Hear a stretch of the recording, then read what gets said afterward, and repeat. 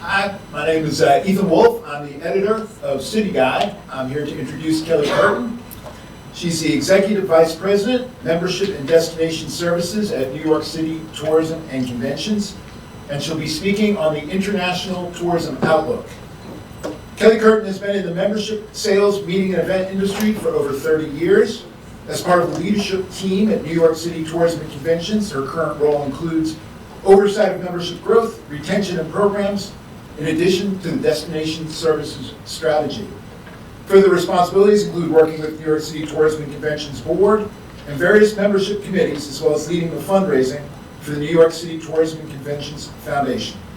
Ms. Curtin became a certified meeting planner in 2002 and serves on several industry boards, including the Javits Center Customer Advisory Board, the Broadway Association, Big Apple Greeter, and the Live Events Coalition. Ms. Curtin is immediate past chair of the New York State Tourism Industry Association.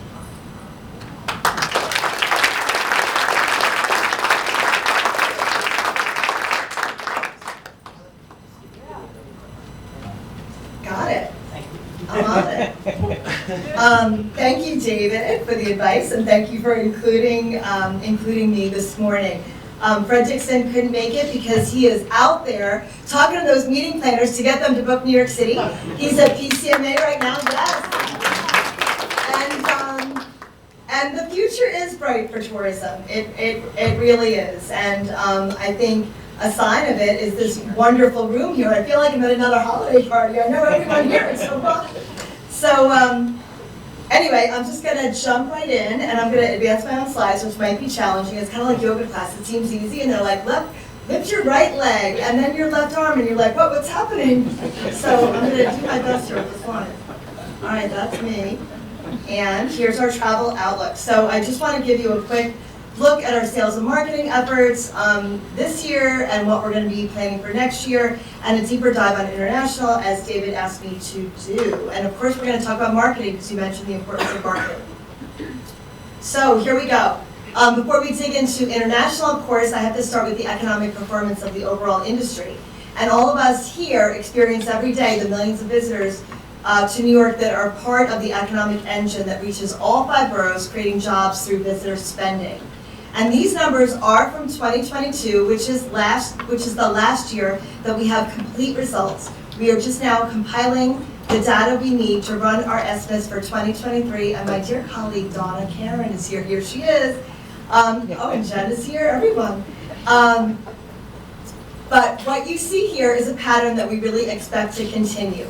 So there is a strong likelihood that when the 2023 data is reported, we will be almost back to pre-pandemic levels, almost $50 billion in spending and nearly $6.5 billion in state and city tax contributions, and about 370,000 jobs supported by this tourism activity. As visitation climbs back to pre-pandemic levels, spending is outpacing the visitation numbers, and in part this is due to rising costs and inflation, but also because we see a strong return of the international visitor, who we all know stay longer and spend more money, more so than their domestic counterparts. So let's take a look at the visitation patterns that underpin this economic performance. This graph takes a look at the overall picture for total visitor numbers broken out by domestic, which is the dark green, and the international, the light green. We now expect 2023 to have finished reaching 61.8 million total visitors, 51 million domestic, and almost 11 million international. As travel patterns pick up again this year, we are looking to reach 64.5 million, with the forecast increase of more than 1.5 million international visitors. Looking out further ahead, 2025, that's when we will surpass the 2019 benchmark of 66.6 million. And that's the black line that you see running across this slide.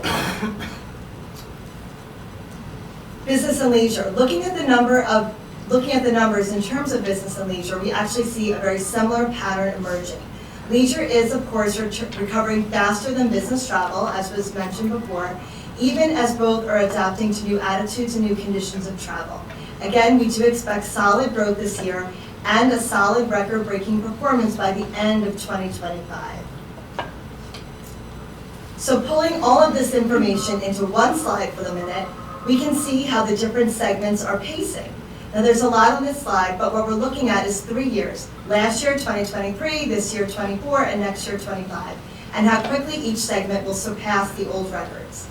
Any number over 100 means that we are above pre-pandemic benchmarks.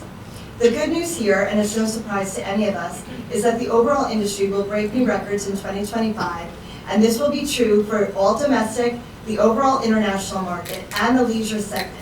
Business travel will lag this pattern for economic reasons as well as changes in how business is being conducted, as Jan mentioned earlier. David asked me to focus on international, which is always a good idea. New York City remains the most important port of entry to the United States, welcoming more direct international flights and passengers through our airports than any city in the U.S. And more importantly, over 80% of those passengers are likely to visit New York. We remain the most popular destination for international, welcoming more travelers than Miami and LA combined. And those are the number 2 and number 3 markets. So it's still a very bright picture. We're still on top. In the next series of slides, I'm going to look at the market in terms of actual visitor numbers and how each market is pacing. First, we'll look at the top 10 largest inbound markets, and then the second half of the top 20.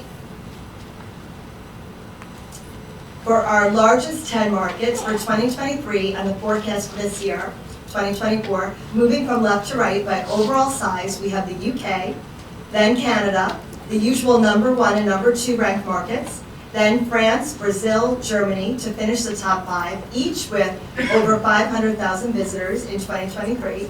Then we have Italy, Spain, Mexico, Australia, and yes, even China is in the top 10. Looking out with our current forecast, all 10 of these markets will see solid growth through 2024, with China moving back into 3rd place by the end of 2025. So what does this look like when we compare it to 2019? In all of these markets, there is still plenty of room to grow back over this year as well. And only Canada and Mexico are likely to surpass their 2019 performance this year. The other markets will take a little bit longer to come back. Driving these changes are a number of key factors. The concerns with a global slowdown have hit some of the markets, like Brazil, in particular Germany and Italy, more deeply than other countries. This has a downward effect on the value of their currencies against the dollar, making a trip more expensive, as we talked about before. In fact, right now the dollar is still stronger against the British pound, the euro, the Mexican peso than it has been in the past. And I'd like to pause for a moment on that point, because David asked me to talk about the effect of inflation on the international visitor. And the answer is pretty simple. My colleague Donna often refers to this as the shoe analogy. So an international visitor may come here, and we know that they all like to shop. Chris Wanless, they all like to shop, right? They're in Nordstrom's, and they might be buying 3 pairs of shoes normally. But with inflation, maybe that's scaled down to 2 pairs of shoes. And we might see that in dining out as well. Maybe they're planning to have 3, fairly high-end expensive meals, and maybe they pull it back to 2. And New York City has a lot of great options too. There's food halls in all of the really heavily tourist neighborhoods, so there's very affordable options. So, that's what we really see happening. They're still coming, they're still spending, they may just be pulling back a little bit more because their hotel may be a little more expensive and their money doesn't go quite as far. Now, here are markets for 11 to 20. And this slide demonstrates 2 key features: the overall strength and geographic spread of the city's inbound international markets, but more importantly, how successful New York City has been in attracting visitors from these emerging markets. And each of these markets is forecast to grow again this year. Asia is represented by South Korea and Japan, both visa waiver status for U.S. entry, as well as the powerful growth engine of inbound travel from India. The Spanish-speaking Latin American markets include Colombia and even Argentina here, although we are watching the political situations of both countries. Israel was granted visa waiver status last year, which will ease entry for many visitors from that market. And Europe's smaller countries, Ireland, Holland, Switzerland, and the Nordics remain important markets for vacation and business travel as well. While these 10 countries are smaller in size, several of them are actually going to grow more quickly than the larger markets in the top 10. And as you can see here, 3 markets, India, Israel, and the Swiss, met or topped their pre-pandemic levels in 2023. And Ireland, the mother country as it's called in my house, will join them this year. These are important repeat visitor markets as well that can be counted on to spend on shopping, on dining, of course their hotels, and on activities towards attractions. But they too will behave the same way when it comes to spending depending on currency rates. Air capacity, Jan mentioned this earlier. Sticking with international, let's take a quick look here at the power and the results of New York City's efforts to bring in visitors, even as airlines and airports are still working out access, routes, and staffing. So this is a snapshot of a week in October, a good time for business travel, shoulder season for leisure, and visitors who stay in city hotels. There were almost 3,000 flights into Newark, Kennedy, and LaGuardia, accounting for nearly 600,000 passengers just that week alone. Convention development. All right, Jan talks about meeting planners. Of course, business travel, group travel plays a big role in the city's recovery of international visitation. So I just want to talk for a minute about our convention developments team, their efforts and results to keep this foundational market active and growing. So the team attends industry trade shows around the globe, working with meeting planners to bring in international events.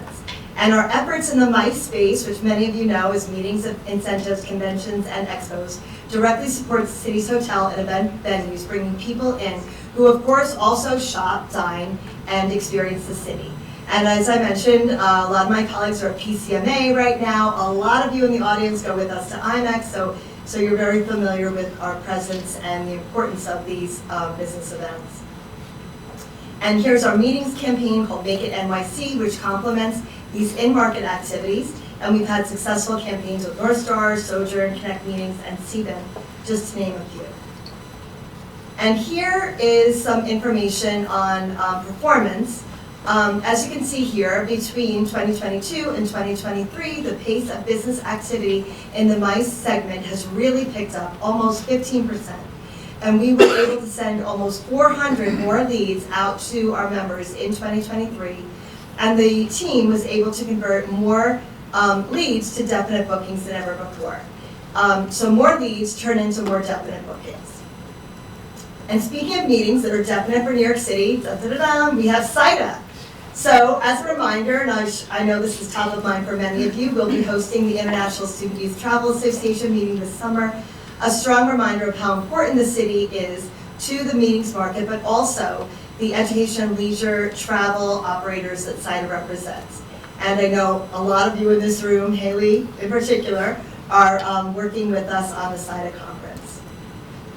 So CIDA is a great example of an international meeting that the convention team is working on attracting. And by the way, the destination services team that I oversee is very involved in helping make that meeting successful. But it's a good segue to talk about our tourism development department and our global communications department and their role in growing the international market. So this map gives you the best sense of how we reach into the global markets, and most of you know this very well. I'm thrilled to say we're back with all of our 17 international representative offices that market New York City in 28 countries, and our teams attend trade shows and sales missions in 10 additional markets. So we're very, very boots on the ground cultivating this business. Keeping New York City top of mind is essential, and educating them on what's new, what's iconic, what's close to something else is essential. And these are opportunities, of course, for all of you as well. And Fabio, where's Fabio? There you are. I told him it was in one of my slides. It's like, where's Waldo? Here you are. You know, of course we do all these trade shows and business building and destination development. And something that we're really leaning into in the year ahead are the reverse sales missions. So here's just a couple of opportunities and activities we have planned for this year. And you can sign up on our website, and all of you know our member opportunities document. But check out this whole top row. We're going to be bringing buyers in from German-speaking markets, UK and Ireland, France, and Italy. And get your passport out for the bottom row, which is opportunities to go with us to Southeast Asia, India, Australia, New Zealand markets, and of course Canada and Mexico.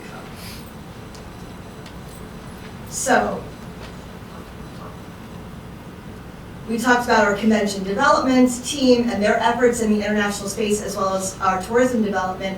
And now this is how we reach individual consumers that are hanging out, living their life in Sweden or Switzerland or Germany.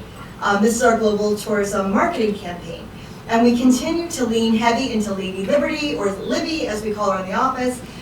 We find that creative really resonates with our international visitors. And here she is, it's a refreshed look with our new palette.